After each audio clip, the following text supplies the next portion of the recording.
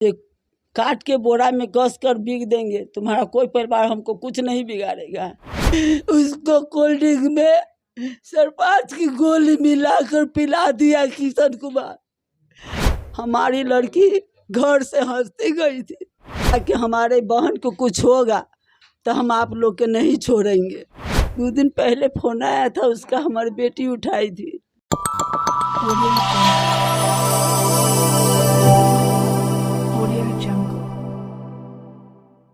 नमस्कार, आप देख रहे हैं नया बिहार न्यूज़ एक्सप्रेस में अमित विक्रम।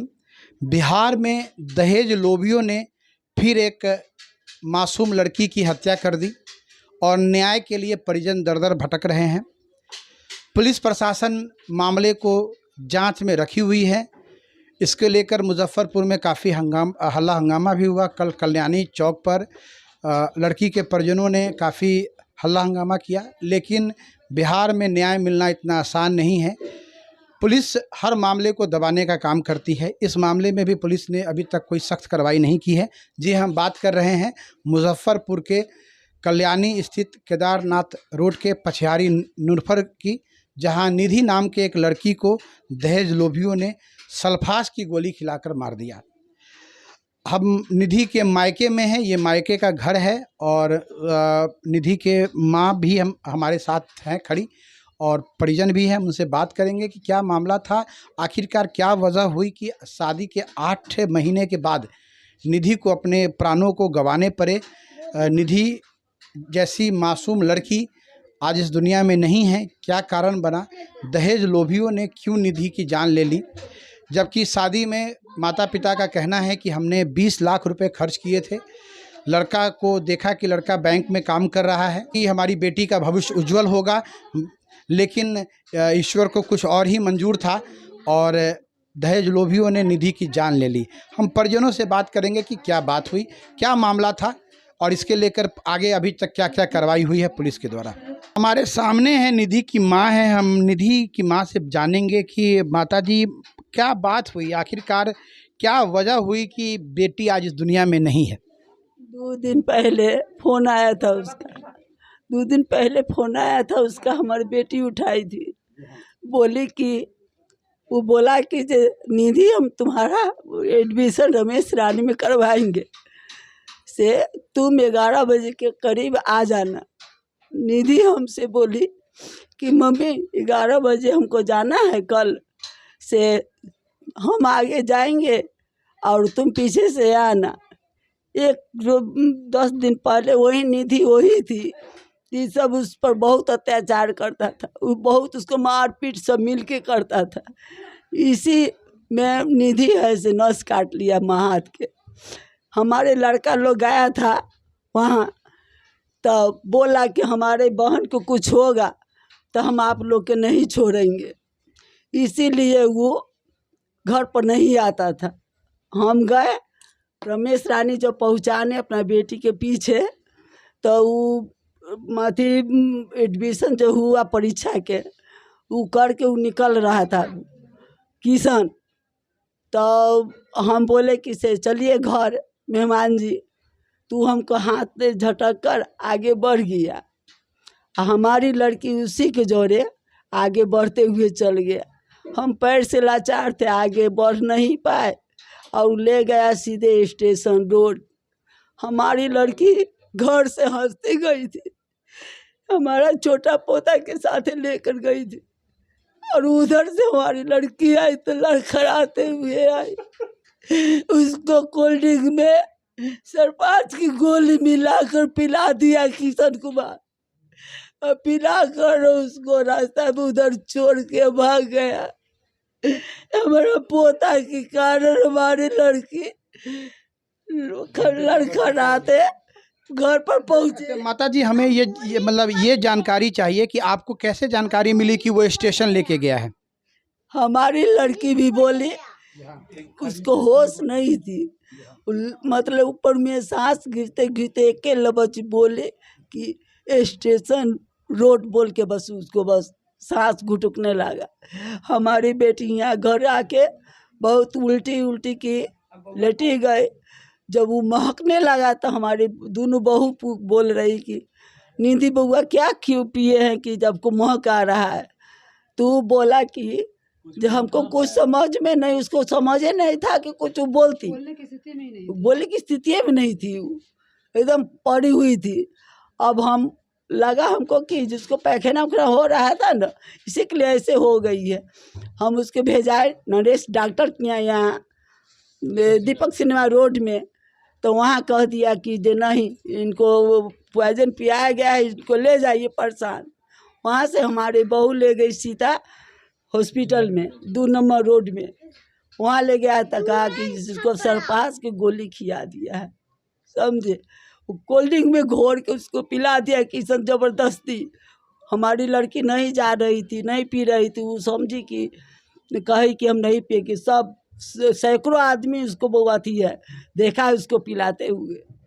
बड़ी बात है कि किशन जो इनका दामाद था, वो इनकी बेटी को रमेश रानी स्कूल से स्टेशन रोड लेके गया और सल्फास की गोली पिलाकर और जान से मारने की कोशिश की। और ये उस षड्यंत्र में वो कामयाब भी हुआ, क्योंकि लड़की वो अपने मायके आई और उल्टी करते हुए आई, और उल्टी करने के दौरान ही वो हॉस्पिटल में भर्ती हुई और वो अपने प्राणों को गंवा दिया। हमारे सामने एक छोटा बच्चा है जो अपने फुआ के साथ था। क्या नाम है बाबू आपका? आदित्य कुमार। आदित्य कुमार। आपको फुआ फूफा जी कहाँ लेकर गए थे? ट्रेन बस पे। ट्रेन पर लेके गए थे। वहाँ मतलब कहाँ ट्रेन चलता हुआ देखे थे आप? हाँ। ये बच्चा जो है मासूम है, लेकिन इसका कहना है कि फुआ फूफा जी हमको लेके गए थे ट्रेन मतलब स्टेशन लेकर गए थे। बड़ी बात है, स्टेशन पर इस तरह की घटना हो रही है।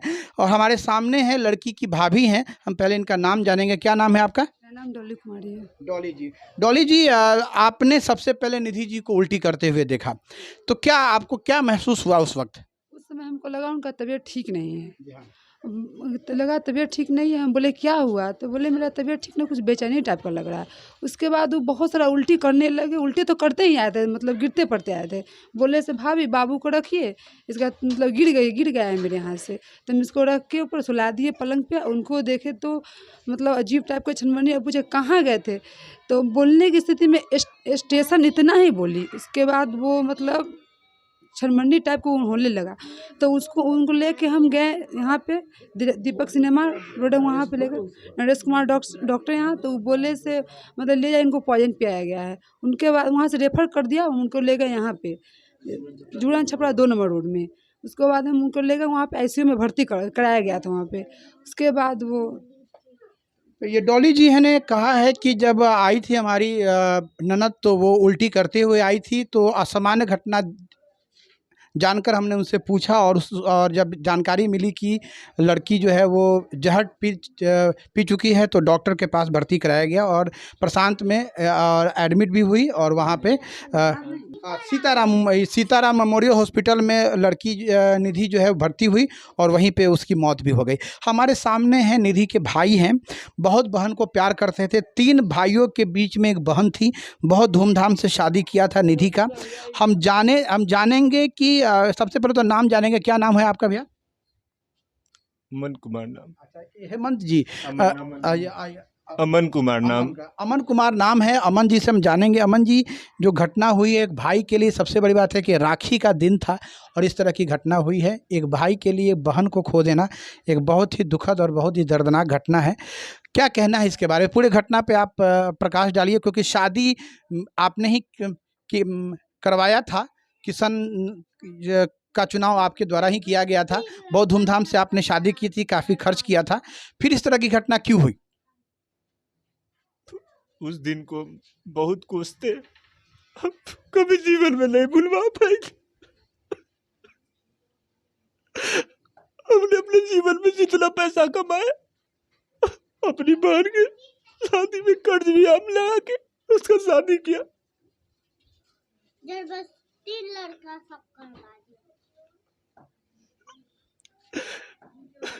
8 महीना पहले उनका शादी हम करवाए थे। शादी का लड़का देखना, परिवार देखना, हमारे माता पिता सारे हम पर ही छोड़े थे। हमने अपने से जान के अच्छा करवाया। शादी के कुछ दिन बाद से उनके घर से कुछ शिकायतें आने लगी, जो हर घर में होता है, ये नहीं आता है, वो नहीं आता है, इस तरीके का बात है, उस तरीके का बात है। एक आध बार एक बार हम खुद गए भी थे उसके घर पे। काफ़ी उस समय काफ़ी विवाद हुआ था घर में, तो हम समझाए थे कि देखिए छोटी बच्ची है, आपकी भी बेटी होगी, कुछ समय दीजिए, समझ लेगी, सब सीख जाएगी। उसका ससुर जो है वो पीता खाता था, पीने खाने के उपरांत में वो अभद्र तरीके का भाषा उससे यूज करता था, कहता था काट देंगे, काट काट के कुट्टी करके फेंक देंगे। उस बारे में भी विचारू बहुत बोले हम कि इस तरीके का आप विचार भी मन में नहीं लाइएगा। काट के बोरा में कस के बेच देंगे, कोई काम नहीं आएगा, कोई कुछ नहीं हमको बिगाड़ेगा। सबके हम ननद हाँ, बोल रहा था उसको ससुर, जे काट के बोरा में कस कर बिक देंगे, तुम्हारा कोई परिवार हमको कुछ नहीं बिगाड़ेगा। तो आप जब लड़की के प्रति इस तरह की भावना पहले से थी तो आप लोगों ने पुलिस कंप्लेन क्यों नहीं किया? हम बोले थे कि हम अपना बड़े लड़का के कि बेटा ऐसे ऐसे बोल रहा है, कलेक्टर ऑफिस इसको लिख कर और आगे कागज बढ़ा दो। तो हमारे बेटा बोला कि मम्मी इतना जो जल्दी घबरा कैसे कर देंगे, तो हो सके कहीं सुधर जाएगा तो कहेगा कि हमको बदनाम 70 से कर दिया है और अत्याचार करना शुरू कर देगा बेसी। बड़ी बात है, लड़की के जो माता पिता होते हैं, परिवार होता है, वो मजबूर होता है। ये इस तरह की घटना पहले से हो रही थी, दबाव मिल रहा था, लेकिन फिर भी सुलह के लिए लड़की के माता पिता भाई ने मामले को दबा के रखा कि पुलिस को कंप्लेन करेंगे, इससे हो सकता है बहन का परिवार खराब हो जाए, मौका दिया जाए ताकि किशन चौधरी जो इनके दामाद हैं वो सुधर जाएं और परिवार में निधि को स्वीकार कर लें। लेकिन ईश्वर को ये चीज़ मंजूर नहीं था। हम अमन जी से और जानेंगे। अमन जी, किशन चौधरी जब आए थे आपकी बहन को लेने के लिए, उस वक्त आप कहाँ थे? हमारा ड्यूटी बेगूसराय में हम पोस्टिंग है। मतलब किसी कंपनी में काम करता है या कोई? BFIL भारत फाइनेंस कंपनी में हमारा कार्यरत है, एरिया मैनेजर के पोस्ट पे काम करते हैं हम। सुबह में हमारे 9:30 बजे वहाँ रिपोर्टिंग था। सुबह हम 5 बजे बरौनी लखनऊ जो जाती है गाड़ी, 4 बजे घर से निकल गए थे। सुबह दिन को 2:30 बजे हमारे पास मेरा भाई छोटा कॉल कर कि देखियो भैया दीदी कैसे हो गए, जल्दी से पैसा भेजो, हॉस्पिटल वाला मांग डाले। पैसा भी मेरे घर में नहीं था। हमको तो पहले तो हम शॉक्ड हो गए, कैसे कैसे करके हम 11,000 रुपया अकाउंट में उसको भेजे, तब जाके वो बॉडी वॉडी रिलीज किया। दुखद बात है कि एक भाई के लिए बहुत ही दुखद होता है। जिस बहन की डोली घर से उठाए थे, उसी बहन की अर्थी भी घर से उठाना पड़ा है। मामला गंभीर है, खासकर बिहार में दहेज लेना कानूनन अपराध है। फिर भी दहेज लोभी जो हैं वो लगातार बच्चियों की हत्या कर रहे हैं। कई मामले इस तरह के आए हैं जहां नवविवाहित को भी दहेज के लालच में मार दिया गया है। निधि भी उसी का शिकार बनी है। पुलिस कार्रवाई के बारे में हम जानेंगे, क्योंकि कल काफ़ी हल्ला हंगामा हुआ। आपने लाश को कल्याणी चौक पर रखकर पुलिस से न्याय की मांग की। पुलिस अभी तक क्या कर रही है? पुलिस ने कोई गिरफ्तारी किया क्या? अभी तक कोई गिरफ्तारी की सूचना नहीं है। अभी जो ब्रह्मपुरा थाना में जो केस दर्ज हुआ था, वो केस टाउन थाना में ट्रांसफ़र हुआ है। अभी हमें जानकारी नहीं है कि यहाँ रिसीव हुआ कि नहीं। कल वापस हो गया था वो केस, फिर नहीं लिए थे वो लोग, और अभी तक कोई छापामारी वगैरह भी नहीं हुआ है। पुलिस आपके दरवाजे आई थी क्या? अभी तक इस सिलसिले में हमारे दरवाजे पे पुलिस एक बार भी नहीं आई है। बड़ी बात है कि पुलिस के द्वारा ना तो लड़की पक्ष ना लड़का पक्ष, इससे कोई भी कानूनन पूछताछ नहीं की गई है। किसी का बयान रिकॉर्ड नहीं कराया गया है। खासकर लड़की की भाभी जो इस घटना, जब लड़की आई थी हॉस्पिटल में, हाँ हॉस्पिटल में पुलिस ने आपसे क्या पूछताछ की थी? ये पूछे थे से क्या क्या घटना हुआ था। घटना के क्रम में सारा जितना घटना हुआ था सब उनको बताया था, सारा चीज़ दर्ज हुआ था वहाँ पे। मतलब ये हॉस्पिटल में बयान दर्ज हुआ था? हॉस्पिटल में बयान दर्ज हो चुका है, लेकिन यहाँ पे घर में जो केदारनाथ रोड है, यहाँ पे पुलिस अभी इन लोगों से मिलने नहीं आई है। माता पिता के से भी कोई बयान नहीं लिया गया है। पूर्व की घटनाओं की भी कोई जानकारी नहीं ली गई है। कहीं ना कहीं पुलिस भी स्थिरता बरत रही है। मामले को किसी स्तर पे दबाने का भी प्रयास किया जा रहा है, क्योंकि लड़का पक्ष कहीं ना कहीं ताकतवर दिख रहे हैं, जिसके कारण इस तरह की घटना में पुलिस अभी तक स्थिर पड़ी हुई है। कहीं कोई गिरफ्तारी नहीं हो रही है। निधि जैसी कितनी लड़कियां रोज़ अपने प्राणों को गंवा रही है और कहीं कोई न्याय नहीं मिलता है। किसी दहेज लोभी को कहीं कोई सज़ा नहीं मिल जाता है। कानूनी कमियों का लाभ उठाकर दहेज लोभी जो है वो बच जाते हैं और लड़की के माता पिता हाथ मलते रह जाते हैं। यही भारत का कानून है, जहां लड़की को न्याय नहीं मिलता है। बलात्कार का मामला हो, दहेज का मामला हो, कई सारे मामले हैं, अभी तक किसी को ठोस न्याय नहीं मिलता है और लड़की के माता पिता भटकते रह जाते हैं। कहानी निधि की भी वही है। नया बिहार न्यूज़ से मैं अमित विक्रम, मुजफ्फरपुर, केदारनाथ रोड।